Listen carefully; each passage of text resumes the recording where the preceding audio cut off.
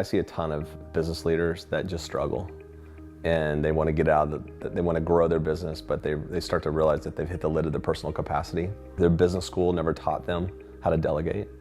And so we come alongside them and we really genuinely help people. And we serve them by helping them get out of the way of the things that they need to stop doing so they can focus on the things that they should do. The real reason why I wanted to write a book is because I wanted to generate more sales for our business. I mean, that was it. I had considered it before, but after we won an award for top company culture with Entrepreneur Magazine, I felt like the time was right to create a playbook for how we operate our company from a virtual standpoint. And I simply wanted it to be all about sales. I wanted to generate additional sales for our organization.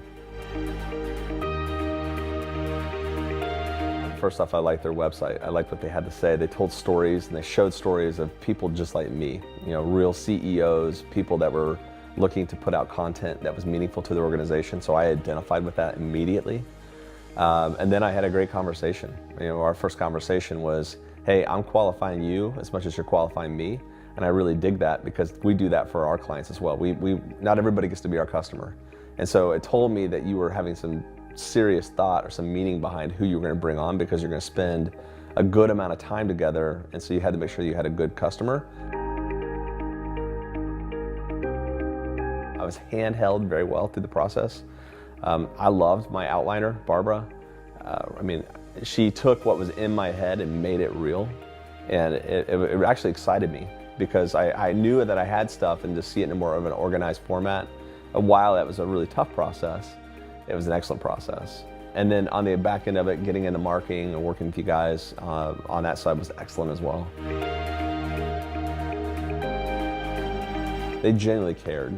They really wanted to help me get my idea out of my head and into paper. Like, it really was felt. It was a genuine feeling of like, hey, we're going to help see this through for you. And that meant the world to me because it did feel a bit daunting. I've had a ton of opportunities pop up since the book was published in the early part of January. First off, I've been on scores of podcasts because of it. It gave me an anchor point or a talking point for us to kind of talk around and get exposure out there for Belay.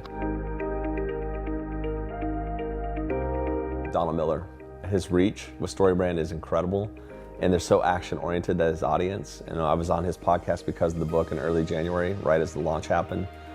And it was like a tidal wave. It was like trying to catch a tsunami with a teacup.